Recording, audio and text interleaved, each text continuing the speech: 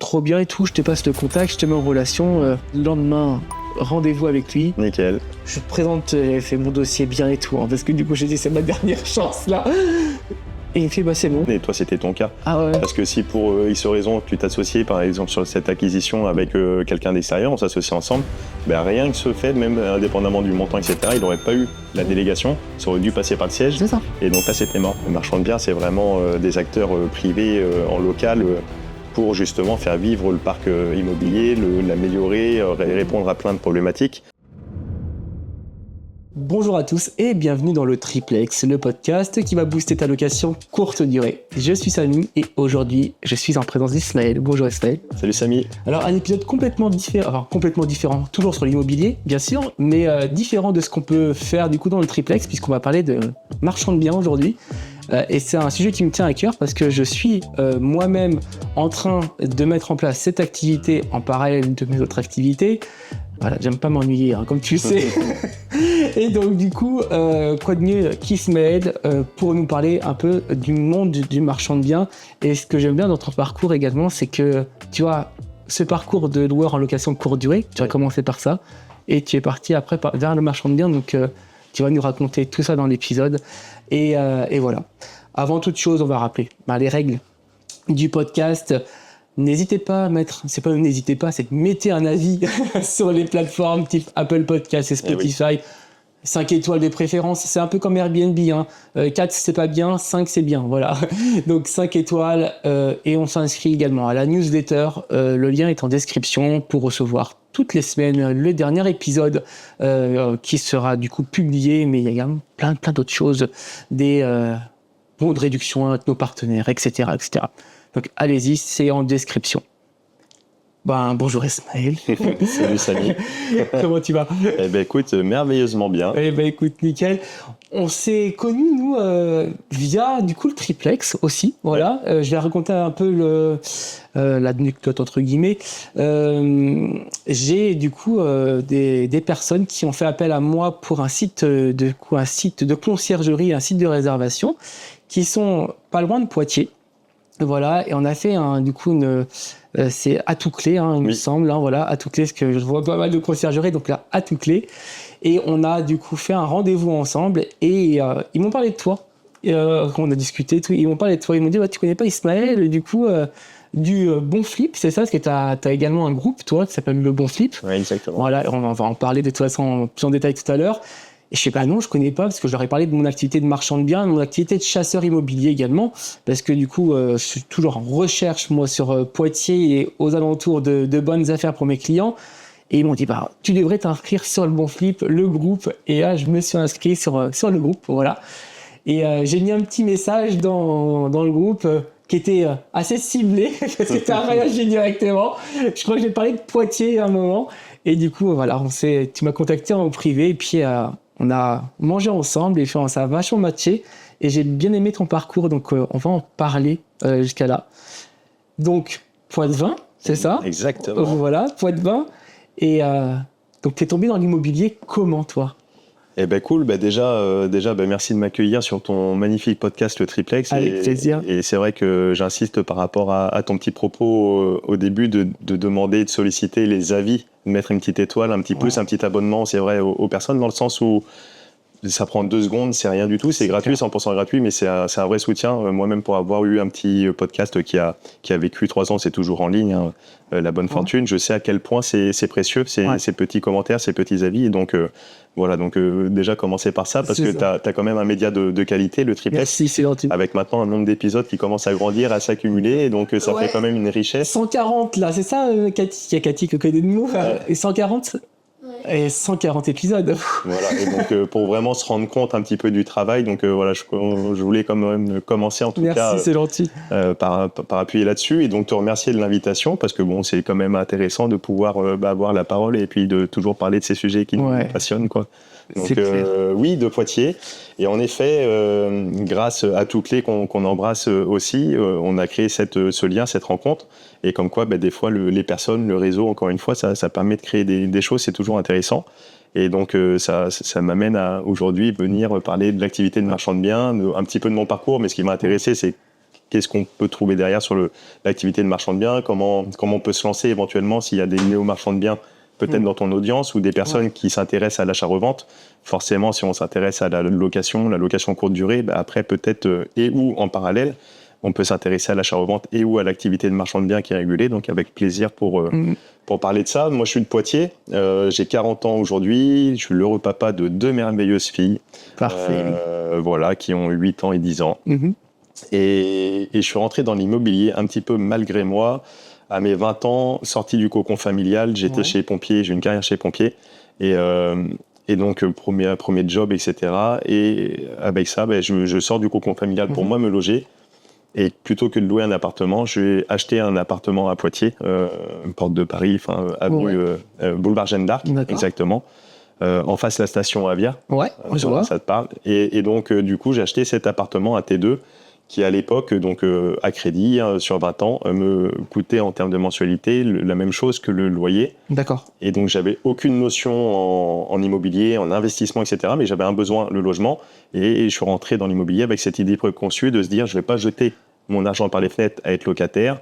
Je vais acheter et ça va être le même prix. Et dans 20 ans, à l'image de mes parents qui ont fini de payer leur maison, je serai l'homme le plus riche du monde avec cet appartement qui sera fini d'être financé. Tu t'es lancé dans l'IMO final comme ça, sans formation quoi que ce soit, c'est pas obligé.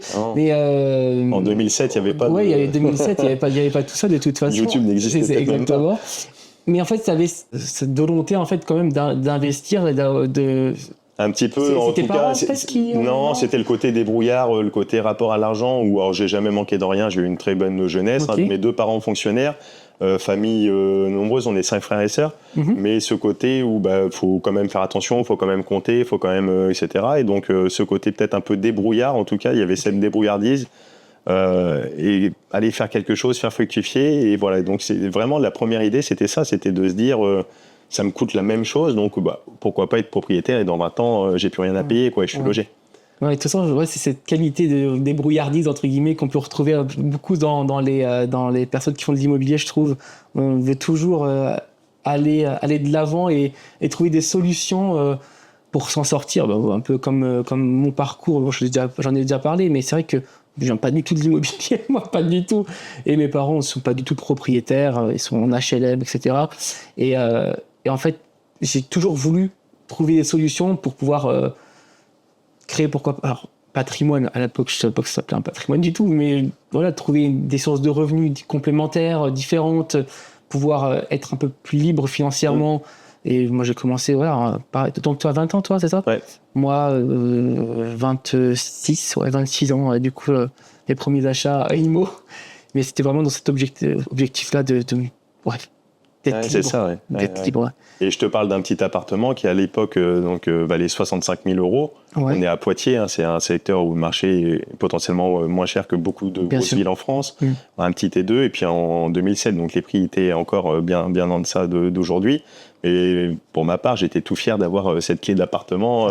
Je pense pas qu'il y avait Facebook à l'époque, mais tu vois, typiquement, j'aurais je pense, pris le selfie, puis mettre le petit post sur Facebook, cool, ça y est, je suis propriétaire. On l'avait fait avec ma femme, du coup, tu vois.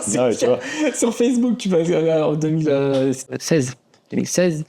On avait mis sortie du notaire la clé comme ça. Enfin, on avait acheté notre résidence principale en même temps que notre premier appartement. On avait fait ça le même jour. Une paire de coups. On a fait une paire de coups et je m'en souviens qu'on avait fait ça. Donc par la force des choses, donc propriétaire, donc là la résidence principale. Et après, donc je t'ai dit, j'ai été pompier, donc j'ai été pompier à Paris. Je faisais les allers-retours Poitiers-Paris pour aller prendre les gardes, comme on dit. Et donc après, par contre, j'ai eu une mutation dans le Nord. Donc je passais de militaire à fonctionnaire. J'ai passé le concours de pompier professionnel. Bref, et donc j'ai eu un poste dans le Nord, à côté de Lille. Et donc là, il a fallu déménager. Et là, par contre, s'est posé la question, qu'est-ce que je fais de cet appartement en l'occurrence ? Et soit je le vendais, soit je le louais. J'avais ces 2 options. Je me suis dit, il tourne bien, il est bien, c'est mon appartement coup de cœur, je peux pas m'en séparer, quoi, comme ça. Ça faisait 3 ans et demi que je l'avais. Et donc, je l'ai mis en location. L'annonce Le Bon Coin, il y avait déjà Le Bon Coin. Je mets l'annonce au prix de marché, etc. Je regarde un peu ce qui se fait, je fais un copier-coller, etc. Et ça se loue tout de suite, j'ai 36 000 appels et j'ai un locataire, etc. Tout de suite, quoi. Je dis, c'est fantastique, quoi. Et donc de là, j'ai appris un petit peu les impôts fonciers, un petit peu comment ça se passe la location, rédiger un bail. Tu l'avais mis en location nue à l'époque? En location nue, ouais. Ok. Un micro-foncier. Ah oui, donc ouais. Le truc, bon, voilà, j'avais pas beaucoup de travaux dessus, je savais pas trop. Bon, voilà, j'ai suivi les cases et puis, et puis voilà. Mais ça m'a fait tout drôle, à N+1, après avoir mis en location, de voir, à l'époque, je payais pas d'impôts, et de voir l'année d'après, je sais plus, je devais avoir 1000 balles à payer à la fin de l'année, passer de 0 à 1000, et je dis, bah, comment ça se fait? Et puis, il n'y avait pas... À cause des loyers, du coup? Bah ouais. À cause des loyers, revenus fonciers. Donc, j'ai pris ma petite claque, encore une fois, sur des petits montants, etc. Il y avait peu d'incidence, mais ça m'a permis d'apprendre un petit peu le fonctionnement, le mécanisme. Ça m'a permis de découvrir qu'il y avait d'autres façons, d'autres modes de location qui ont un impact aussi sur la fiscalité. Donc, en fonction des choix qu'on fait, il y a un impact derrière sur la fiscalité. Donc, ça m'a permis de prendre conscience de pas mal de choses comme ça, de voir comment ça se passe techniquement sur une location, parce que c'est pas rien quand on commence. Là, je vais avoir peut-être 25 ans, 23 ans, 25 ans. Et donc voilà, quoi. Ouais. Et en fait, au final, tu as découvert ça au fur et à mesure. Au fil de l'eau, vraiment calmement. En regardant du coup sur le web, sur le net. Là, même pas à l'époque. Là, c'était vraiment. Parce que là, t'es un dinosaure de l'immobilier, là, 2007-2008, du coup. Ouais, mais la première, mais après, dans le parcours, j'ai été vraiment très très long. Ouais. Et l'acquisition, ça fait 20 ans, mais c'était pour répondre à un besoin, moi, de logement. Après, la mise en location, cette découverte, c'était pour répondre à un besoin, moi, de déménagement. Ouais. Donc là, j'ai appris. Et après, j'ai vu que ça fonctionnait. Je me suis dit, tiens, c'est quand même pas mal. Le fait d'acheter à crédit, de rembourser dans le temps long, que le locataire vienne pallier en grande partie sur les ressources. Et donc, je me suis dit, tiens, pourquoi pas réitérer l'opération, quoi. Et puis, ça se fait très bien. J'ai un changement de locataire tous les 2 ans. À chaque fois, ça se renouvelle vraiment merveilleusement bien, etc. C'est assez simple. Et donc, pourquoi pas réitérer l'opération? Donc, chose que j'ai fait... peut-être 6-7 ans après. 6-7 ans après, ok. 7 ans après, tu vois, il a fallu, entre l'acquisition, 3 ans et demi après location et 3 ans et demi après nouvelle acquisition. Pareil, un T2, Poitiers, etc. Qui marche bien, qui était déjà loué. Et voilà. Et donc là, après, je me suis dit, il y a quand même des choses à faire. Et en fait, je me suis racheté le premier appartement que j'avais avec ma compagne. D'accord. En CI, à ce moment-là. 2 ans après encore. Et donc là, j'avais déjà remboursé 8-10 ans, amorti le capital. Et donc là, à l'époque, j'avais sorti, je sais plus, 30 ou 35 000 euros. Donc on appelle ça une OBO, c'est ça? Ouais, en quelque sorte, ça ferait un peu une OBO, un rachat à soi-même. Sauf que là, l'idée, je me rachetais à moi-même, c'est moi, personne physique, qui vendait à la SCI qu'on avait créée. Et de facto, ça faisait rentrer ma compagne dans la propriété. C'est intéressant de savoir, parce que c'est vrai que c'est intéressant.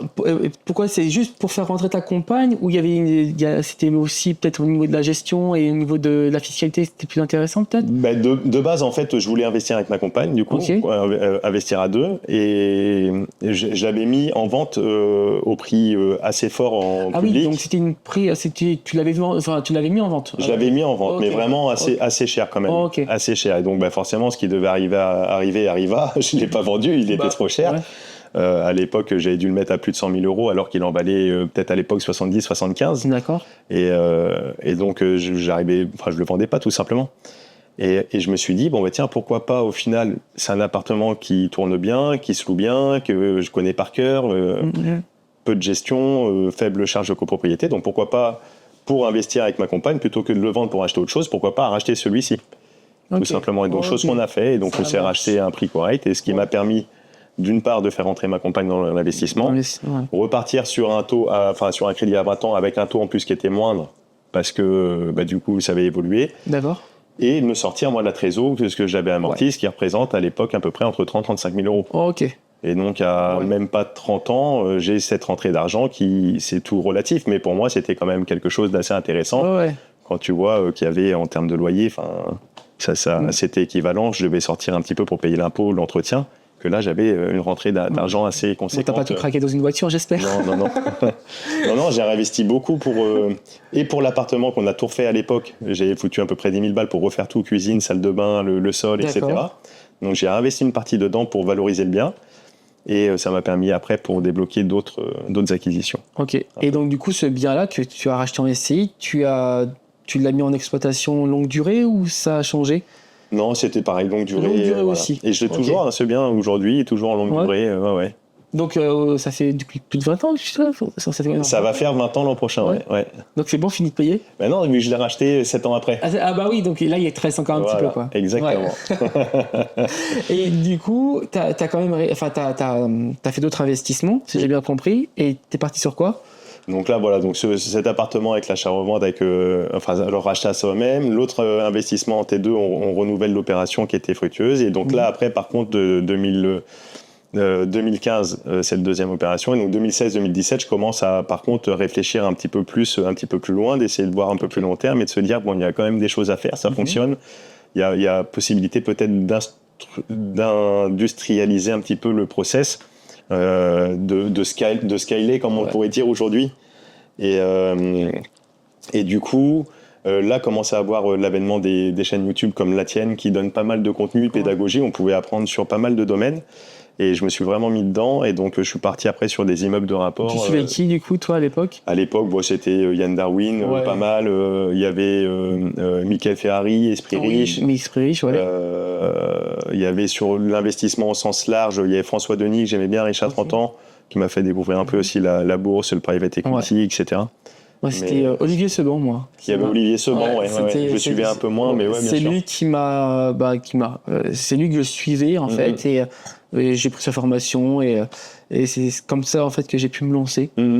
Ils n'étaient pas nombreux, ça a commencé après à grandir. Après, il y avait des chaînes thématiques donc sur l'investissement, sur les immeubles de rapport, sur tel ou tel type de location meublée qui a eu une hype toutes les années 2018, 2022. Là, il y a eu la hype vraiment. En fait, quoi que tu achetiez, c'était rentable. En fait, avec les taux de crédit qu'on avait. Donc voilà, et donc 2018, une belle acquisition, un bel immeuble de rapport. Je découpe, je revends un des lots directement, tout en étant propre, sans être en activité de marchand, sur Poitiers, voilà, un propriétaire qui a l'immeuble directement voisin, donc je me dis c'est intéressant, je veux racheter l'autre, et là je me suis confronté à des refus de la banque, etc., parce que je commençais à être trop endetté. Dans le même temps, j'avais racheté ma résidence principale aussi dans le Nord. D'accord. Donc voilà. Donc là, à ce moment-là. Mais comment tu te dis, j'ai une petite question un peu comme ça, parce que ça, c'est d'actualité pour moi également. Tu te dis, je passe d'un appartement à un immeuble entier. Oui. En termes de. C'est pas du tout la même chose, en termes de finances, de budget, de gestion, etc. Dans ma tête, c'est exactement pareil. Ouais. C'est une acquisition, une exploitation, un financement. Et donc là, c'était pareil, sauf que de passer d'une unité, tu passes sur une unité où dedans, t'en as 4 ou 5, et au lieu de faire un bail, t'en fais 5 derrière pour relouer, quoi. Ouais. Donc ça, en fait, tu voulais accélérer. Au lieu de passer d'un emprunt à 70 000, 80 000, tu passes sur un emprunt à 400 000. Mais sinon, c'est un emprunt, c'est une signature, et donc je voulais exactement, c'est accélérer. Et de me dire, à ce moment-là, vu que j'avais bien compris le process, en tout cas, j'avais l'impression de bien le connaître, et j'étais motivé, j'étais déterminé, c'est de me dire quelle est mon enveloppe disponible, quelle est ma surface financière. Et c'est vrai qu'on parle souvent de l'immobilier comme parce que c'est quand même encore plus pour la courte durée, et c'est quand même un investissement qui demande du temps, de l'énergie, c'est actif, avec une gestion d'emmerde, si on peut parler comme ça, qui est quand même potentiellement assez grande, versus des investissements passifs comme la bourse, des ETF qui sont à la mode en ce moment, etc., qui potentiellement offrent des rendements un peu plus importants aussi. Mais par contre, tu le fais sur tes fonds propres, donc tu n'as pas le même investissement, le même effet de levier. Ouais. Et donc, en 2018-2019, il n'y avait pas encore toutes les restrictions qu'on peut avoir sur le HCSF. On pouvait emprunter déjà à hauteur de 30% de ses revenus sans aucune difficulté. Et après, tu avais le mécanisme un petit peu technique le fait en fait qu'ils prennent en compte les loyers que tu as pour pouvoir. Et en fait, ça venait gommer ta dette. Oui. C'est un terme, je perds mes mots, mais je vois. Mais le différentiel, le calcul différentiel, voilà, du crédit. Et en fait, entre guillemets, au plus tu empruntais, mais si tu empruntais des bonnes opérations, que tu étais avec un beau rendement, avec un cash flow positif, tu te crées potentiellement de la dette supplémentaire, un potentiel de dette supplémentaire qu'aujourd'hui, dans les normes de la HCSF, depuis 2019, dans un premier temps, puis après ça a évolué depuis, ils ont mis des restrictions sur pas mal de domaines, dont cette méthode de calcul qui ne prennent plus en compte et qui fait que ça vient limiter sur tes revenus. Et ma compagne étant aide médico-psychologique, moi j'étais pompier, donc entre guillemets des bas salaires. Et à un moment donné, si tu as l'endettement que sur ton salaire, t'es vite limité, quoi. T'es vite limité. Ouais.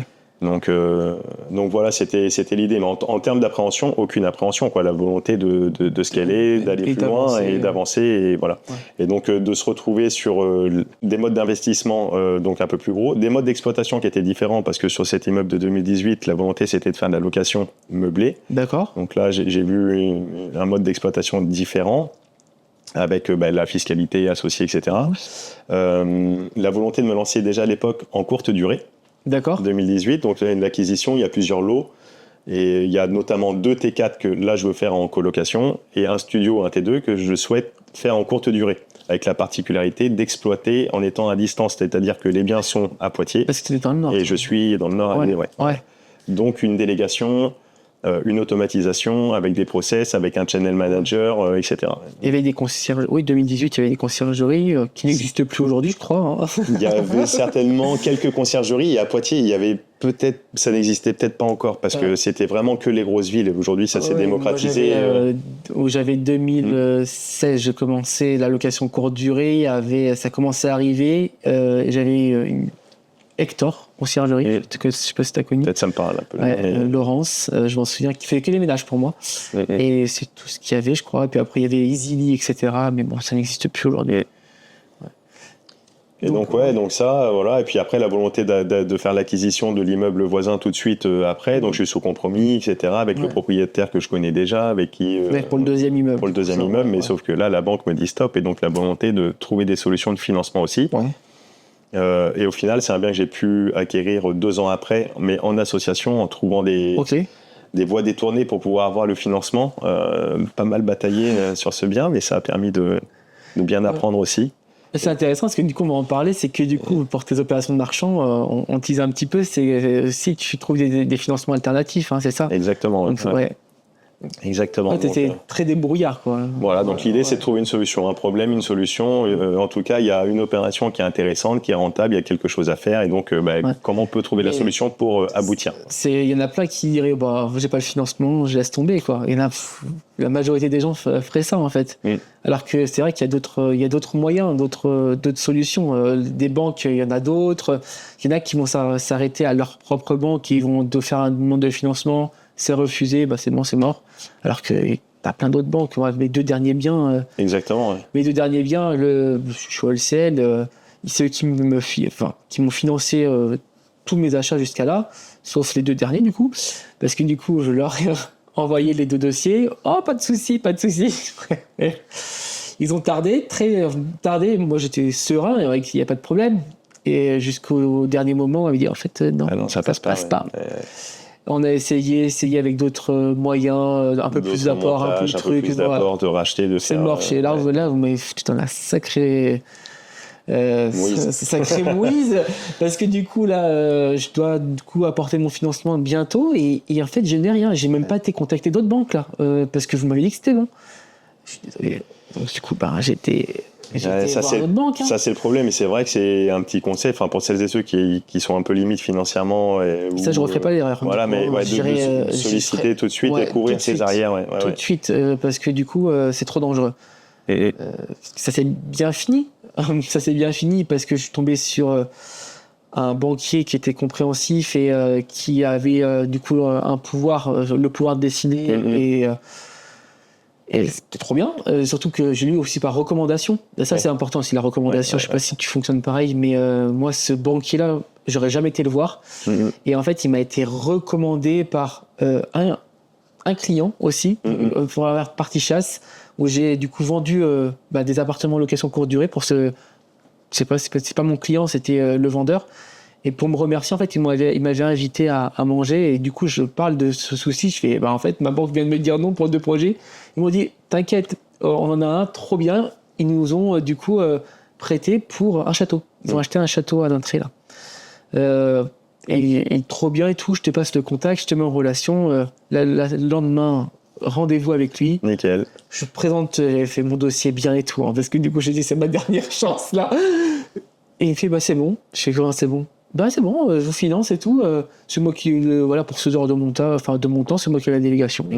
Ça, c'est important, la question de délégation. Dans quelle case on tombe Et en fonction du montage, on va être soit dans la délégation de l'agence, oui ou non, et en fonction, ça peut changer la donne, et toi, c'était ton cas. Ah ouais. Parce que si pour X raison, tu t'associes, par exemple, sur cette acquisition avec quelqu'un d'extérieur, on s'associe ensemble, rien que ce fait, même indépendamment du montant, etc., il n'aurait pas eu la délégation, ça aurait dû passer par le siège, C'est ça. et donc là, c'était mort. Et là, OLCL, c'était ça, en fait. C'est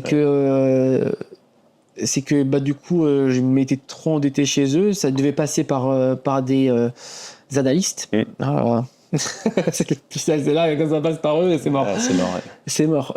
Et eux, ils sont, voilà, et ces chiffres, enfin, il y a pas Calcul de risque, il n'y a pas de sentiment. Il n'y a pas de sentiment du tout, et tu dis non, c'est non, quoi. C'est mort.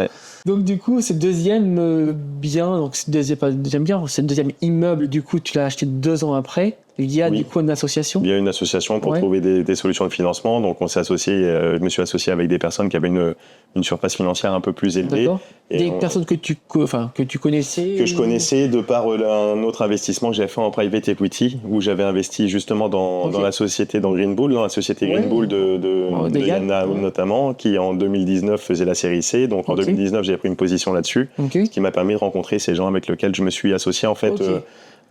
Confronté à des refus bancaires, etc., j'ai soumis le dossier, dire j'ai une opportunité, la voici, si vous voulez, je vous la présente. Et on était un pool de 70 investisseurs qui avaient investi. Et donc, il y avait plusieurs personnes qui étaient intéressées pour en savoir un peu plus une fois que j'avais donné un peu l'emplacement, les chiffres, les caractéristiques. Et donc, j'organisais un Zoom, 2 Zooms, 3 Zooms. Et puis, on est parti comme ça à s'associer. Et voilà. Ça y aurait tellement de sujets à aborder, parce que l'association aussi, c'est un sujet qui est hyper intéressant. J'ai essayé, moi, l'association. Ça n'a pas fonctionné. Mais c'est super. Moi, je suis pro-association. Après, chacun voit midi à sa porte, mais pour 1000 raisons. Quoi. Et la question du financement, et ça vaut pour le marchand de biens, si tu veux faire le parallèle, mais ou même quelqu'un qui aurait envie d'investir et de lancer dans la courte durée, l'association, ça peut être super. C'est sûr que si tu n'es pas associé, tu maîtrises toute la chaîne, tu es peinard, et si tu fais une erreur, tu peux t'en prendre qu'à toi-même, tu assumes tout et tout. Mais à l'inverse, s'associer, tu vas partager les gains, partager la marge, partager le risque aussi, partager le travail et partager les compétences. Et c'est là où c'est intéressant, c'est que potentiellement, tu vas faire des choses que seul tu ne peux pas faire, quoi, tout simplement. Si je reprends l'exemple là de ce deuxième immeuble, j'aurais pas pu le faire si je m'associais pas. Et donc, ça a été quelque chose qui m'a permis de débloquer. Donc, c'était peut-être une association de base par défaut, par besoin, mais mine de rien, ça m'a permis de me rendre compte que ça marche, que c'est possible, que c'est bien. Et derrière, ce qui m'a cassé des barrières entre guillemets mentales et voilà, pour aller un peu plus loin et pour s'ouvrir. Et d'où l'association après avec Sylvain sur le bon flip aussi. Et d'où l'association aussi avec les obligataires, les investisseurs pour pouvoir rentrer sur les projets qu'on finance aussi aujourd'hui. Sur l'activité de marchand de biens, tu vois, on s'associe avec plus d'une quinzaine de personnes sur chaque projet. Aujourd'hui, même pour un projet court terme d'un an de temps, quoi. Donc c'est quand même pas mal parce que tu vas ramener, après ça dépend de la nature de l'association, mais tu vas ramener soit des fonds, tu vas ramener des compétences, tu vas ramener du temps, tu vas ramener de l'expertise, tu vas ramener une force de travail, quoi, de la main d'œuvre. Après, en fait, c'est l'association, il faut être carré dès le début, en fait, c'est ça. Il faut tout se dire dès le début. Moi, comme je dis, j'ai tenté l'association à un moment, il y a 3 ans, où j'ai du coup monté une boîte, en fait, une foncière / marchand, etc., avec une personne qui était dans la promotion immobilière. Et on s'était retrouvés, en fait, on avait du coup parlé de nos projets respectifs, et en fait, on s'est dit, si on faisait quelque chose ensemble sur Poitiers, quoi, parce que voilà, on fait chacun de l'immobilier et tout. Lui, il avait un très beau réseau également. Tu connais peut-être, hein, sur Poitiers, on en parlera après de la personne. Et au final, on s'est très vite associés, en fait, sans peut-être mettre de cadre, en fait. Et au final, ça a été trop vite. Et c'est ça, c'est important de savoir la répartition du travail n'était pas égale, en fait, parce que lui, il avait vraiment une grosse activité à côté. Il pouvait pas donner autant de temps que moi j'avais prévu pour le projet. Mais c'était pas forcément cadré dès le début et pas forcément dit. Ça n'a pas fonctionné. Après, ça, c'est un des points clés, ce que tu dis, c'est de savoir s'entendre et de se dire les choses et de mettre un cadre dès le début. Alors, moi, je sais que c'est pas forcément mon cas, et puis on apprend beaucoup en marchant. Et quand bien même on met un cadre au début, ça évolue, et puis il se passe jamais rien qu'on avait prévu. Mais c'est quand même bien de savoir où on va, parce que sinon, après, ça peut porter à des incompréhensions, des gênes, des non-dits, des choses, et puis à installer un mal-être dans le couple, entre guillemets. C'était complètement ça. C'était le non-dit, le mal-être. Ça me parle énormément. Et ça tu rumines. Tu veux t'en sortir, tu veux trouver des solutions, mais et au bout d'un moment, ça pète en fait. On commence à prendre des bureaux ensemble et tout. Et là, c'est beaucoup de la communication. Et là tu dis, bon, faut que tu mettes les pieds dans le plat, tu y vas. Au final, on a été très. C'est entendu. On a été. En bonne intelligence. Heureusement qu'on n'avait pas d'opération. On avait fait des propositions d'achat et tout. C'était en cours, mais on n'avait rien de signé concret, en fait. Donc, par chance, on a pu s'en sortir facilement. C'est ma femme qui a repris les parts. Et au final, cette société vit toujours. C'est ma société d'exploitation, en fait. Je serais curieux de savoir dans les commentaires si vous pouvez dire, pour les auditeurs qui écoutent là, si vous êtes plutôt pro-association ou plutôt ça serait hyper intéressant. à faire le job tout seul. Ouais. Voilà. Non, parce que la sauce, moi, m'intéresserait, mais trouver les bonnes personnes. Vraiment les bonnes Et après, sur le côté de marchand, là où c'est intéressant, pour rester sur le côté de l'association, sur le marchand, c'est peut-être un peu plus simple que sur l'investissement locatif qui avait été utilisé plus long terme. C'est que par nature, l'activité de marchand, tu as une obligation de revente, enfin tu fais l'opération et potentiellement tu es sur des durées très très courtes. Et donc ton association elle peut être éphémère, juste pour une OP, quoi.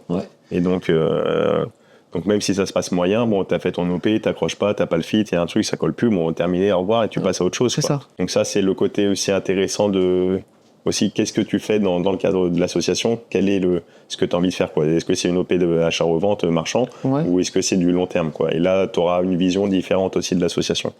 C'est clair.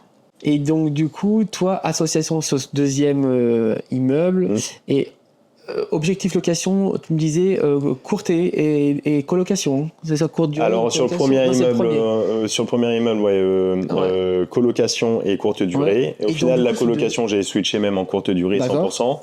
Donc l'immeuble. De cet immeuble-là, j'ai fait une découpe achat-revente d'un des lots. Initialement, il y avait 5 lots. Du deuxième ou du premier? Du premier. Du premier, oui, c'est ce que tu disais. Voilà. Initialement, il y avait 5 lots. Je découpe, je revends un des lots. Là, pour le coup, besoin de trésorerie, donc de cash, notamment en vue de l'acquisition du deuxième, etc. Donc je découpe, je revends. Donc là, tout de suite, sans être marchand. Et donc ça passait parce que j'avais pas fait de vente, hormis ma résidence.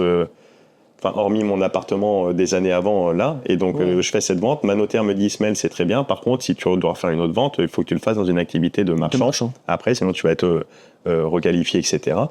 Et donc, voilà, aucune difficulté là-dessus. Mais pour la prochaine fois, pense-y. Je dis, ok. Je dis, ça change quoi? Elle me dit, non, rien. Simplement que tu as une structure commerciale pour pouvoir exercer cette activité, elle est réglementée quand même, et tu as des notions de fiscalité, d'engagement et de responsabilité qui sont différentes. Mais sinon, techniquement, c'est exactement, t'achètes, tu revends, tu fais de l'immobilier tel que tu le fais, mais tu le fais dans un cadre. Je dis ok. Et là, en faisant cet achat-revente, j'avais déjà revendu mon appartement avant, je me suis dit, il y a quand même quelque chose à faire. On est sur des échelles de valeur, en tout cas, on crée de la valeur potentiellement, on répond à des besoins on joue plus avec les mêmes chiffres, avec les mêmes choses, quoi. Donc ça a donné des envies, des idées derrière. Ouais, mais ce métier-là, tu le connaissais ou pas du tout? Tu l'as appris entre guillemets un peu par hasard? Non, j'entendais les marchands de biens. Oui, t'avais entendu parler un peu. C'est que ça existe. Après, à l'image un petit peu de la discussion avec la notaire qui m'a rappelé un petit peu les règles générales à ce moment-là. Je savais pas trop en quoi ça consistait exactement, qu'est-ce qu'il y avait derrière, qu'est-ce qui se cachait derrière, la réalité du truc. Tu vois, t'as l'image, les marchands de biens, ça évoque beaucoup de choses. Quand on parle de marchands de biens, ça peut nous évoquer pour certains, peut-être, ils vont faire l'amalgame, la confusion marchand de sommeil, ce qui a strictement rien à voir. C'est bien tout l'inverse. Au contraire, on est vraiment actifs. Les marchands de biens, c'est vraiment des acteurs privés en local. Pour justement faire vivre le parc immobilier, l'améliorer, répondre à plein de problématiques que les grosses structures, les pouvoirs publics, etc., auxquels elles ne répondent pas. Donc c'est super important. Mais par contre, ça se fait dans un cadre réglementé où tu es professionnel de l'immobilier, tu as des engagements quand même assez importants, des notions de fiscalité qui sont complètement différentes que quand tu fais un achat en particulier, des notions à la revente, etc. pareil. Et c'est tout ça en fait que je connaissais pas. Mais je me suis dit, comme pour tout, après une fois que j'ai commencé à vouloir faire le switch, qui était encore bien plus long que ça, il y a que des solutions. Et encore une fois, l'association permettait de répondre à un de ces besoins de manque de connaissances, en tout cas, même si au fur et à mesure j'avais les connaissances théoriques et puis J'étais beaucoup à l'écoute, etc. Mais le fait de ne pas avoir pratiqué, après, c'est une des raisons principales qui m'a amené à m'associer avec Sylvain notamment, qui lui était un peu plus avancé. Ok. Sylvain, il est où lui? En Bretagne. En Bretagne, est-ce que c'est un Sylvain également de l'associé? C'est pas le même. Tu vas finir par donner le nom. Hein. Il n'écoute pas le podcast, de toute façon. Et puis, de toute façon, voilà, il ne s'est rien passé, hein, il n'y a pas de souci, hein, ça apprécie toujours autant, il n'y a pas de problème. Ouais, le marchand, c'est marrant parce que c'est un peu pareil pour moi, où j'ai fait aussi une vente sans savoir que c'était du. Enfin, c'était pas dans l'objectif de faire du marchand aussi. J'ai vendu un de mes studios c'est juste après le Covid, 2021, ça doit être ça. Parce qu'en fait, il y a un agent immobilier qui m'avait contacté, je sais même plus dans quel cadre ça fait, et elle m'a dit j'ai déjà vendu dans votre résidence un studio, je l'ai vendu tant, si vous voulez vendre, je peux prendre le mandat.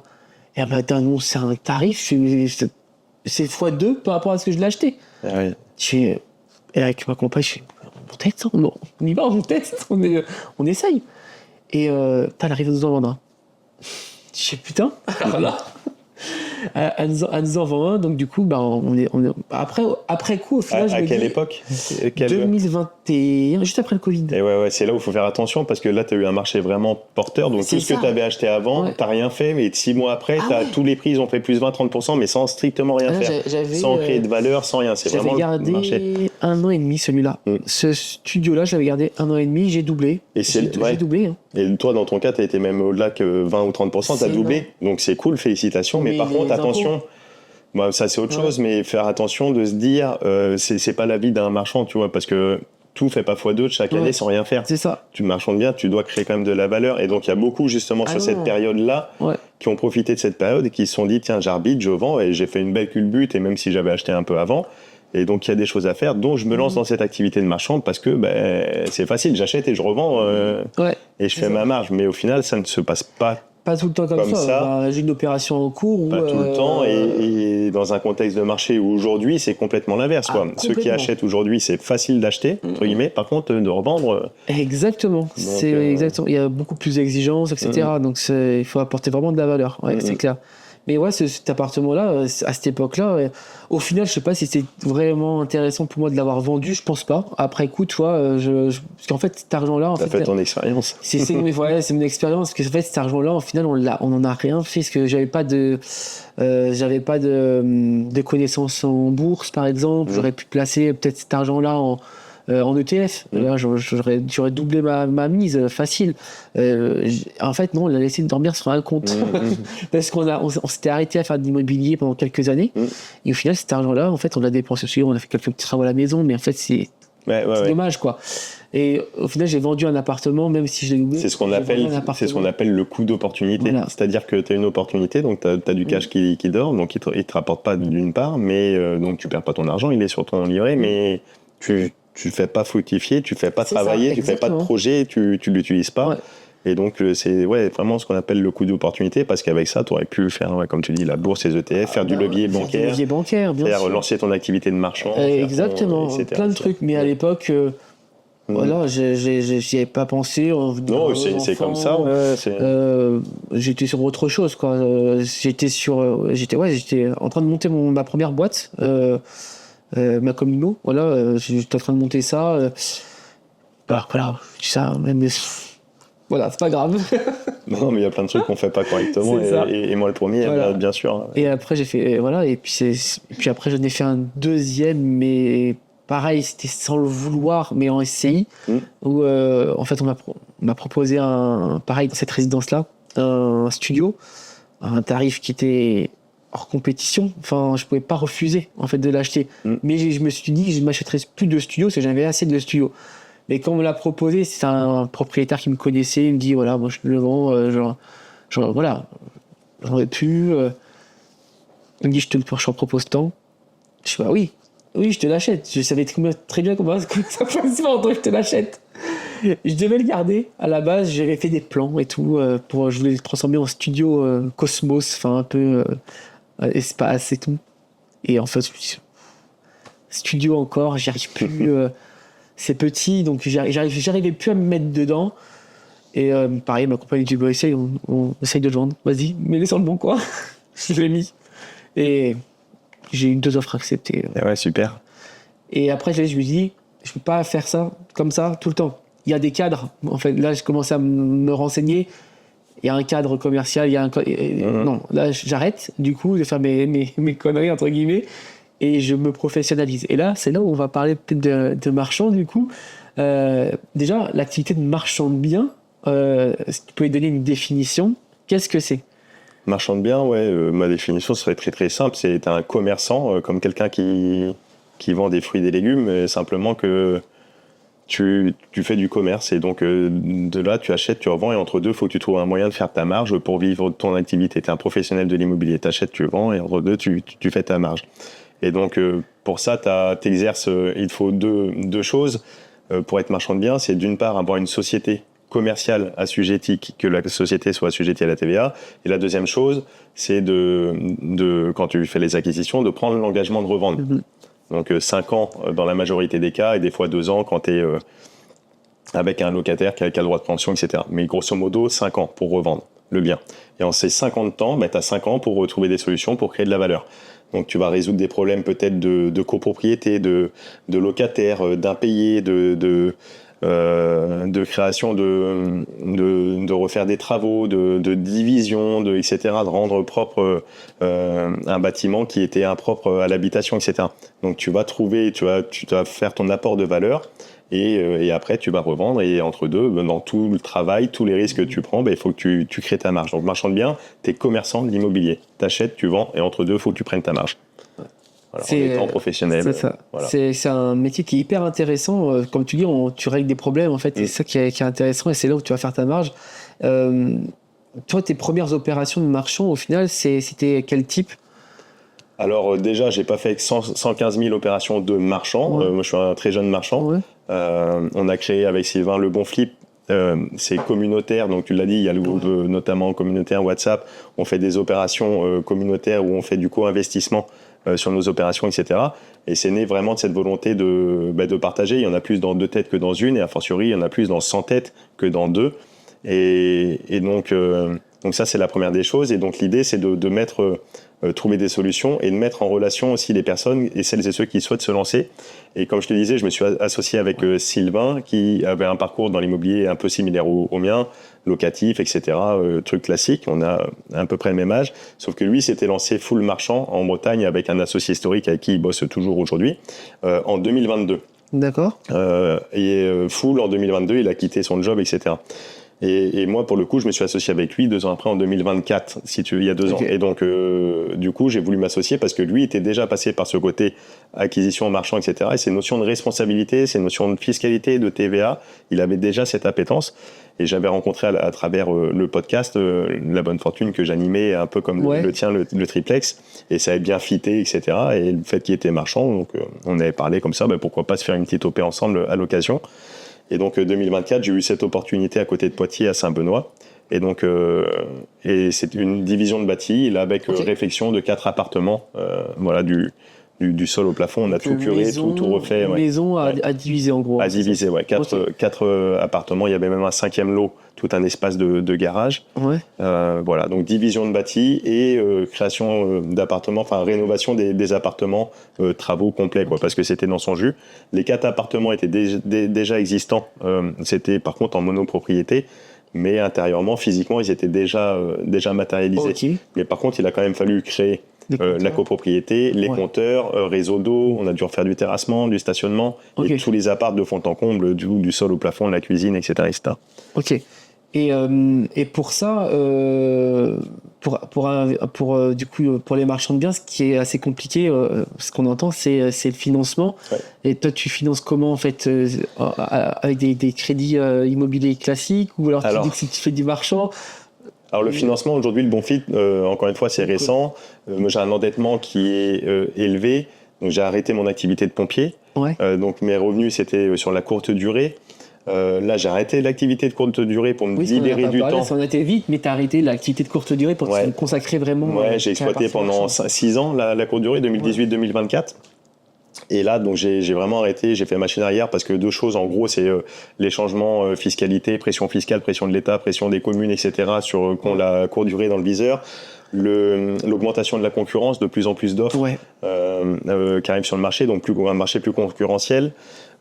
Et troisième point sur tout ça, dans mon cas spécifique, c'était vraiment de libérer du temps parce que même si je déléguais, j'avais automatisé un petit peu et je déléguais le ménage, par contre j'avais toujours de la gestion, le coup de fil du locataire tous les jours. Où c'est que j'arrive, où sont les clés, quand est-ce que j'arrive, est-ce que je peux arriver plus tôt, etc., etc. Toujours un petit truc à gérer tous les jours. Et donc voilà, cette charge mentale et de temps, en tout cas, il fallait que je me libère si je voulais développer correctement le bon flip. D'une part, l'activité de marchand, mais aussi toute la communauté et tout ce qu'on met en place derrière avec le bon flip. Donc voilà, donc j'ai arrêté cette activité de courte durée. Donc pour le financement, du coup, j'étais encore moins bankable, si tu veux, parce que déjà que les banquiers, c'est pas le truc qui kiffe le plus. Et en plus, quand tu l'arrêtes, j'étais encore moins bankable. Et donc on est parti un petit peu sur une petite base de fonds propres sur cette opération. Et par contre, on a fait appel encore une fois de la débrouillardise et à du partage. Et notamment le partage de marge. Et donc, on est parti sur une levée d'obligations, donc une levée de dette privée. On a fait appel à des investisseurs particuliers et ou professionnels en société et qui sont venus donc investir avec nous à nos côtés sur cette opération. Via le bon flip, du coup. Et via le bon flip. Mais est-ce que du coup, le bon flip, il est né à quel moment? À ce moment-là. À ce moment-là. Sur cette opération. Via ton podcast que tu avais avant, du coup? Alors, ça a participé, le podcast a participé à ramener des flux, des investisseurs financiers qui ont pris part dans l'opération parce que c'est plus simple à faire vendre une opération, de partager une marge et de rentrer sur quelque chose quand les personnes te connaissent déjà un petit peu avant. Parce que tu as beau dire c'est intéressant, donc une dette obligataire, c'est un coupon comme on va pouvoir trouver dans le crowdfunding, de dire c'est une opération 1 an à 12%, c'est très bien, c'est sexy parce que tu n'as pas de rendement à 12% aujourd'hui, tu en trouves très peu. Mais de le vendre malgré tout, malgré la qualité du projet, du rendement, les gens ils investissent sur la confiance, sur la personne. Donc le podcast, moi ça m'a servi. Sylvain à cette époque, il communiquait aussi pas mal sur LinkedIn, il y avait une communauté. Et donc il faisait aussi pas mal de pédagogie sur l'activité de marchand, sur la division, comment on divise, comment on crée une copropriété, comment on fait la création de compteurs Enedis, dans quel ordre on fait un petit peu les étapes, etc. pour gagner du temps, les notions de fiscalité. Donc, il faisait un petit peu de pédagogie. Moi, j'avais le côté communautaire un petit peu avec le podcast. Et donc, on a rassemblé un petit peu tout ça pour dire, venez avec nous dans l'aventure, vous allez avoir un bon rendement, vous allez être rémunéré pour ça, et en plus, vous allez apprendre et on va faire quelque chose ensemble, quoi. Trop bien, ça. Et le bon flip est né, sur le côté opérationnel, mais sur le côté communautaire et sur le côté pédagogique, avec. J'aimerais bien mettre ça en place pour le triplex également, des projets communautaires comme ça tous ensemble. Ça pourrait être vachement bien. Et donc encore une fois, tu vois, une problématique, le financement et la solution, partage de marge et de trouver des solutions et de faire rentrer du monde. C'est sûr qu'il a fallu organiser la levée de fonds et on a tout fait nous-mêmes directement, administrativement, etc. On s'est entouré, ça coûte, etc. Mais c'est énergivore, mais par contre tu partages, donc tu partages avec les gens, c'est cool. Donc ta marge elle est moindre, mais par contre c'est pas grave, ça te permet de faire le projet, ça permet de te lancer, ça permet d'y aller. Et comment ça se passe, vous êtes, je sais pas, alors je dis au hasard 20 investisseurs, on va dire. On était 28 sur ça, 27. 27 investisseurs du coup, chacun met du coup à part égale ou ça dépend? Là, encore une fois, c'est le porteur de projet qui va définir ses règles. Donc là, en l'occurrence, nous, et donc t'as grosso modo, t'as 2 moyens. Soit tu fais avec un levier tu crées de la dette, une levée de fonds obligataire, donc c'est de la dette. Soit tu fais en equity, prise de participation directement dans la société. D'accord. Ou de façon indirecte avec une SPV. Mais en gros, c'est une prise de part, quoi. Dans les 2 cas, tu définis un petit peu les règles du jeu, c'est-à-dire que nous, on est parti sur de la dette, c'est-à-dire qu'on avait les mains libres, on était seul associé de Le Bon Flip, les gens ils sont venus investir avec nous sur le projet, mais sans être actionnaires. D'accord. Voilà, on a créé vraiment de la dette. L'avantage pour eux, c'est que pour le coup, ils sont pas actionnaires, ils sont pas impliqués, mais l'avantage, c'est qu'ils sont payés avant les actionnaires. Donc, d'un point de vue du risque, etc., c'est quand même pas mal. Et donc nous, on a mis en place donc cette levée obligataire, on a défini les contours. C'était simple, c'était un rendement fixe à 12% à l'année, d'ailleurs même peut-être 13% sur Saint-Benoît à l'année, avec un ticket minimum de 5 000 € pour investir. Et après, tu mets une fourchette de prix de levée. Donc, dans notre cas, c'était 300 000 euros à 350 000 euros. D'accord. Donc, il faut répondre à ces 3 conditions. C'est-à-dire que la personne, il faut qu'elle mette 5 000 euros minimum. Et il faut qu'en tout, on ait minimum 300 000 euros pour que la collecte soit valide, jusqu'à 350 000. Ok. Voilà. Et ça, dans un temps donné. Et voilà. Et donc, on a eu des personnes qui ont investi de 5 à 40 000 euros sur le projet. Et puis voilà. Ok.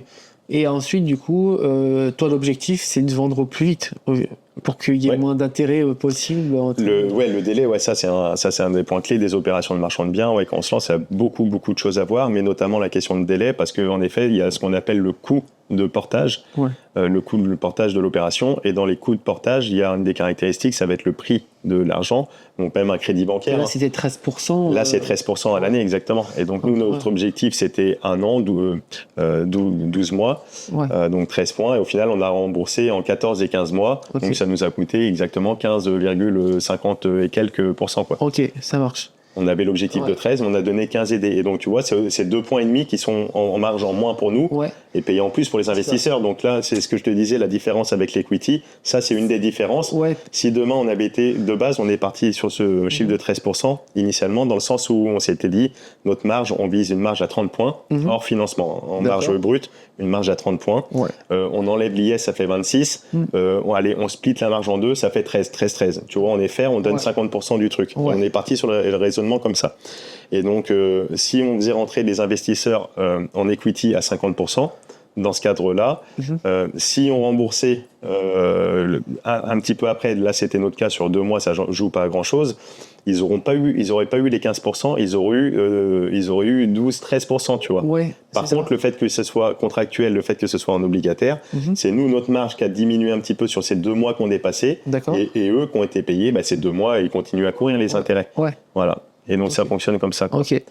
Par contre, c'est fixe. À l'inverse, donc on a vendu dans les prix qu'on a estimés, mais si à l'inverse, on vendait bien plus cher que ce qu'on avait prévu, ta marge serait plus importante. Ma marge serait plus importante et eux, ils restent capés à leur chose que contrat. À l'inverse, s'ils sont associés, si on vend plus, ils sont rémunérés aussi. En gros, soit tu prends, en gros, t'es associé, tu prends le risque, tu prends le risque avec tout le monde, quoi, ou alors. Voilà, t'as la notion de risque et après t'as la notion de gouvernance aussi, quoi.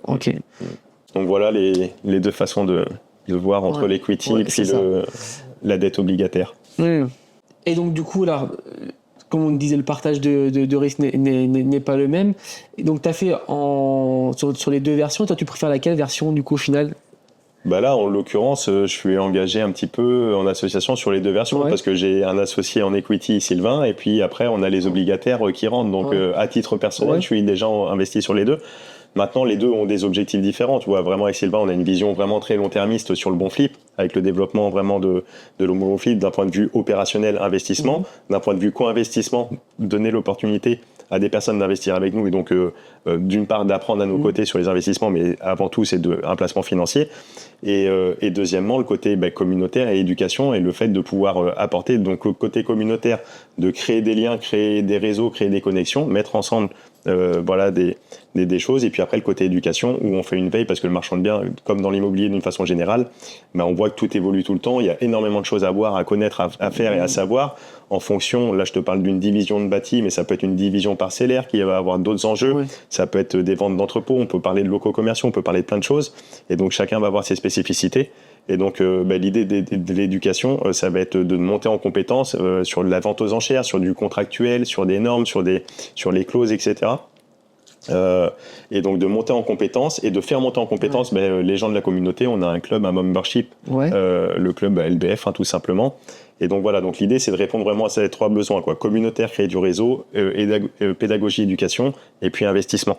Et donc les méthodes d'association, avec Sylvain on a cette vision long terme pour piloter ces 3 pôles. Et puis après, là les investisseurs, c'est plus à but dans un premier temps court-termiste sur chaque opération, de dire allez, tu peux prendre part à cette opération, tu vas voir de l'intérieur comment ça se déroule, on documente. On crée à chaque fois un groupe de communication sur l'opération. On fait venir les gens éventuellement qui le souhaitent sur les opérations. D'ailleurs, même si tu n'es pas investi ou les auditeurs qui seraient de Poitiers qui sont intéressés pour venir sur des opérations. On a une opération en cours là sur Neuville très certainement ouais. sur Poitiers aussi, là, bientôt, avec plaisir pour venir faire même une porte ouverte. Enfin, je suis assez accessible, etc. Ah bah ouais, carrément, on pourrait, je pourrais filmer ça. Ouais, bah, avec plaisir. Mais l'idée, c'est ça, c'est d'apporter vraiment du lien. Et puis, ce qui est bien là-dedans, c'est que même pour l'investissement, tu vois, la dette obligataire, c'est clairement un titre financier pur et dur, c'est contractuel, c'est un bout de papier. À l'image d'une SCPI, où on prend des parts de SCPI, etc. C'est vraiment ce qu'on appelle la pierre de papier, d'une certaine manière. Et nous, on est vraiment une petite structure. Enfin, on veut le faire vivre à taille humaine. On aime partager, on aime, voilà. Et donc, si les personnes veulent venir, et en tout cas pour les investisseurs, on rend des comptes, même pire qu'un OCC, limite, alors qu'on est obligé de rien. On est dans le cadre d'une dette privée. Et après, il y a des notions de différence entre dette privée et dette publique, à l'image un peu du crowdfunding, qui eux sont régis sur leur manière de communiquer. Quand tu investis dans une plateforme de crowdfunding, ils doivent communiquer avec des fiches synthétiques d'informations, des trucs très standardisés. Mais par contre, ils vont pas t'emmener sur le terrain de dire, bah tiens, regarde, ou certains le font, mais très très peu, quoi. Et donc là, nous, l'idée, c'est ça, c'est d'aller un petit peu plus loin. Et donc, qu'est-ce que je préfère? Moi, j'aime tout. Moi, j'aime les gens. Donc, n'importe comment, on est bienvenu dans l'écosystème Le Bon Flip d'une façon ou d'une autre. Dans les opérations que tu sélectionnes, du coup, qu'est-ce qui te dit que... Alors, il y a plein de choses, je suppose, mais qui te dit, allez, j'y vais, on y va, on présente cette opération-là? Ça va être l'analyse de l'opportunité en fonction des visites, qu'est-ce qu'on peut en faire, la vision, et après la marge, la faisabilité. Si demain tu me dis attends, j'ai un truc à 5 millions, une opportunité et tout, bon, je vais peut-être me gratter la tête parce qu'il n'y a que des solutions, mais c'est aujourd'hui pas dans mon champ d'action.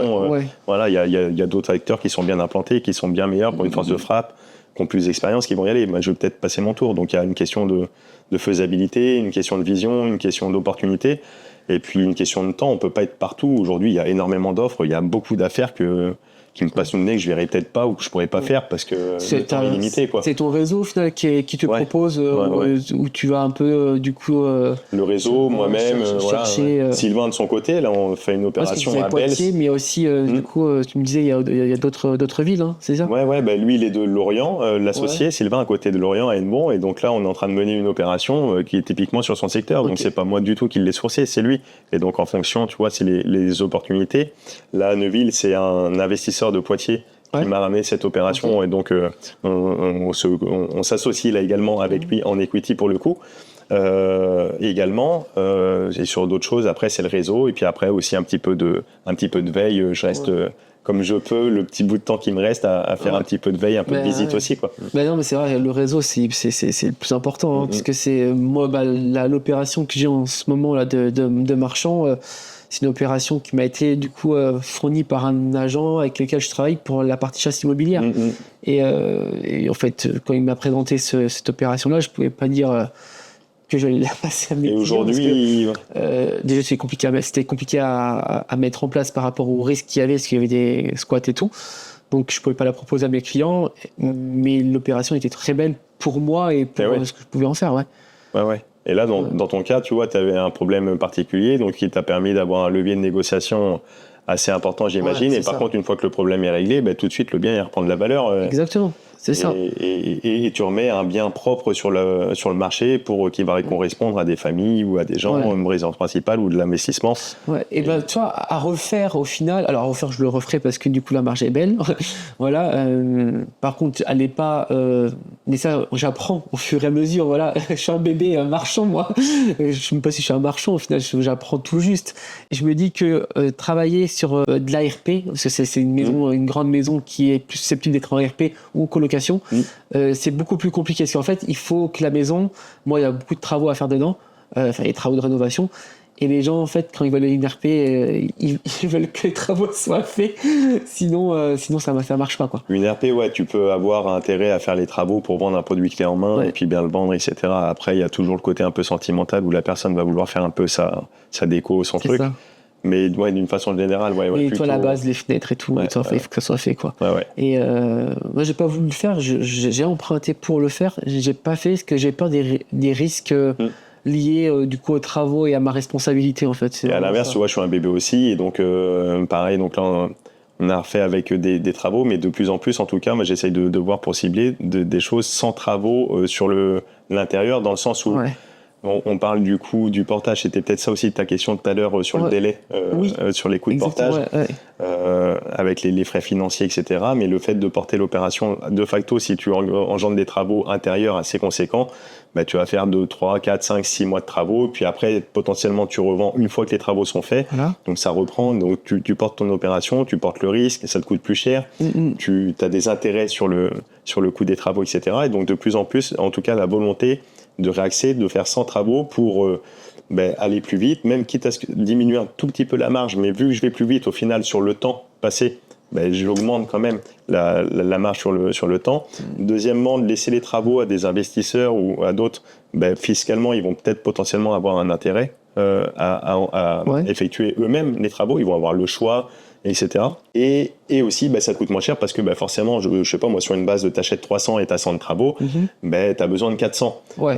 Là, si tu fais pas les 100 de travaux, t'as besoin que de 300 et donc, du coup, ça te coûte moins cher parce que tu as une surface financièrement. Donc, le temps, ça te coûte moins cher. Tu laisses l'opportunité, le choix à l'investisseur de faire comme il le souhaite, s'il veut être un peu plus haut de gamme, un peu moins de gamme. Et en plus, potentiellement, lui, il a un intérêt parce que fiscalement, il va créer de la charge dans son résultat, toi, ça t'apporte rien. Et toi, les produits que tu proposes aujourd'hui, c'est vraiment des produits investisseurs ou ça peut être aussi de la résidence principale pour ceux qui vont acheter Là, typiquement, sur l'opération de Neuville, pour te prendre un exemple très concret, c'est une double maison, on divise en deux, il y a 2 compteurs, etc. Et donc, il y en a une qui va s'adresser pour une résidence principale et l'autre côté, il y a plus, pour le coup, de travaux à faire, plus de choses, on se projette un peu moins, qui va être plus à destination d'investisseurs. Donc après, ça va dépendre du produit, ça va dépendre un petit peu c'est le produit qui va définir un peu ce que tu fais, quoi. Mais d'ailleurs, ça fait penser, c'est... à l'image où si demain tu achètes un immeuble de rapport où tu as un commerce en bas et puis tu veux faire de la courte durée en haut, potentiellement, peut-être que le dernier étage, tu vas le mettre à quelqu'un qui est résidence principale, les étages intermédiaires en courte durée, et puis le rez-de-chaussée, si c'est un local commercial, tu n'as pas le choix, tu t'adaptes et tu fais un local commercial parce que c'est comme ça, c'est le produit qui détermine un peu aussi. Non, pour Neuville, ça me fait penser à un client, il faut que je te parle après, qui avait ce projet d'acheter un investissement mais qui voulait acheter sa RP en même temps, et en fait il me dit trouve-moi peut-être quelque chose qui pourrait faire les deux, et en fait oui, ça pourrait être... Ça va pas rester longtemps, mais c'est vrai, mais on en parle juste après. Top. Donc ça, sur Belle, tu vois, c'est une découpe parcellaire. Sur Poitiers, là je suis sur une division de bâti mais sans travaux, 3 appartements aussi. Ah, ça m'intéresse aussi. Voilà. Donc, et pareil, là, sur les 3 appartements, il y en a un qui est déjà même en pré-commercialisation, là, sur un projet en cours, qui est déjà, je touche du bois, qui doit être signé la semaine prochaine pour pré-commercialiser. Donc là, c'est résidence principale. Et après, l'intermédiaire, ça peut être l'un ou l'autre. Et le rez-de-chaussée, lui, ça sera dédié à un investisseur. Et donc ça, t'as acheté l'immeuble, en fait, et t'as fait une copro, c'est ça? Ouais, création de copro, exactement. Géomètre et tout. Géomètre, ouais. Et après, hop, tu vends la découpe. Exactement. Sans faire de travaux. Là, en l'occurrence, sur le projet que je te parle, là, sur Poitiers, il y a un changement quand même du mode de système de chauffage. Aujourd'hui, c'est une cuve à fioul. Donc là, on met une PAC, une pompe à chaleur. Pour l'ensemble, on va individualiser les productions d'eau chaude pour que chacun ait son eau chaude individuelle. Également, on va redistribuer 2-3 petites choses. Les appartements sont déjà matérialisés, mais pour les accès notamment, et puis découper le terrain, matérialisé. Mais oui, c'est à peu près tout. Là, on ne fait pas énormément de choses, mais quand même, tu vois, la création de copropriété, change de système de chauffage, etc. Pour valoriser le bien, on va gagner une bonne lettre, peut-être 2 en termes de... si tu mets une PAC, ouais. On est déjà en D, donc je ne sais pas si on va en gagner 2, mais voilà, donc on améliore quand même d'un point de vue énergétique le bâtiment, on redistribue, et ça permet d'avoir des lots qui sont plus accessibles et qui correspondent à un besoin, parce que d'acheter l'ensemble, tout le monde ne peut pas le faire, tout le monde ne peut pas y aller, et pour faire quoi aujourd'hui si on n'y met qu'une famille, et là on aura potentiellement 3 familles de logés. Il y a un besoin de logement en France, et on te disait tout à l'heure, le marchand de biens, tu vois, c'est un commerçant, mais il répond à des besoins aujourd'hui où il y a une volonté des pouvoirs publics de faire de la construction, notamment avec les logements neufs. Ils n'arrivent pas du tout à sortir les objectifs qui se fixent à chaque fois. Ils annoncent en début d'année X 1000 logements neufs pour cette année. On n'arrive jamais au résultat, et donc il y a un besoin de production de logements. Et le fait, tu vois, là, dans le cadre de division, etc., ça répond aussi en partie aux besoins urbains, et d'aménagement de territoire, potentiellement à l'échelle après d'une micro-goutte de chaque marchand, mais voilà, hyper intéressant. Et du coup, les marges que tu te fixes, toi, t'as peut-être Des marges type, Non, mais t'as raison, il faut avoir des objectifs. Tu te dis, je sais pas, à 20%, j'y vais pas ou. Ouais. Ça, c'est la question à chaque fois à 100 000 $. Alors déjà, moi, je vais te donner mon cas personnel avec grand plaisir. Maintenant, il n'y a pas de règle. Les marchands institutionnalisés dans les grandes villes qui font du gros volume, potentiellement, il y en a beaucoup qui tournent à 10 points et ça leur va très bien parce qu'ils sont sur des volumes financiers tellement importants et puis que sur Paris, tu peux pas forcément faire de choses. C'est comme un peu la rentabilité. La location, si je dois faire le parallèle, tu fais en location à Paris, si tu as un rendement à 3%, tu es content. En province, si tu es à Poitiers, tu vas être grosso modo 10%. Ouais. Et si tu es en campagne, 15%, sinon tu n'y vas pas. Et c'est un petit peu la même chose. C'est pas, il n'y a pas de vérité et ça dépend des objectifs qui sont derrière. Ouais. Et deuxièmement, si tu cherches l'affaire parfaite, il y a surtout le risque que tu aies aucune affaire du tout ou que tu passes 2 ans à faire un truc à 40 points, t'es content, t'as fait l'affaire du siècle, 40%. Par contre, t'as mis 3 ans pour la faire. Ouais, que si t'avais fait 3, 4, 5 affaires à 15, 20 points, au final, en 3 ans, 4 ans, t'aurais fait l'équivalent de 150 points. Enfin, tu vois le raisonnement. Donc attention à pas s'enfermer sur des standards peut-être trop élevés, inatteignables ou complètement déconnectés. Maintenant, de pas se mettre de limites non plus. Et pour te répondre concrètement, d'un point de vue personnel, grosso modo, Saint-Benoît, je te l'ai dit tout à l'heure, c'était 30 points en brut, hors frais de financement. Voilà. Sur Neuville, là, on va être un peu dans les standards, peut-être un tout petit peu moins, mais par contre, on aura un délai de portage beaucoup moindre, on va être sur 6-12 mois. D'accord. Et il y a beaucoup moins de travail à porter, à assumer, beaucoup moins de risques. Okay. Donc voilà, donc après, ça va dépendre un peu de la nature du travail, du délai du travail. Okay. Si demain, t'as strictement rien à faire, on te donne le bien, mais on te le donne, tu fais rien, tu le revends et tu prends 5 points, mais t'es sûr, on me les donne, je vais pas y aller. Par contre, si ça demande du travail, du risque, si les travaux se passent mal, etc., c'est toujours pareil, quoi. Donc, si ça prend du temps, que je me mouille, c'est que derrière, ça vaut le coup, quoi. Donc, 30 points, ça peut être 15, 20, 30 points. Ok. Voilà. Ça marche. Après, faut qu'on s'entende de 15, 20, 30 points. Déjà, la méthode, comment on calcule la marge? Est-ce que tu la calcules sur le chiffre d'affaires ou sur le coût de revient? Ça va pas être le même chiffre, bien sûr. Pour une même opération. Ouais. Pour une même opération, tu peux passer de 33% à 25% en fonction de la méthode de calcul. Ouais. Donc déjà, qu'on s'entende, est-ce que tu parles de marge sur un chiffre d'affaires ou sur coût de revient? Donc, faut toujours tout voir, tout comparer. Ouais, en fait, il faut calculer. Hein, tu dois avoir des tableaux, toi, des trucs comme ça. Ouais. Bon, on a un simulateur qui est accessible et gratuit en ligne pour tout le monde, qu'on a à disposition avec le Bonflip. Okay. lebonflip.com/simulateur-mdb.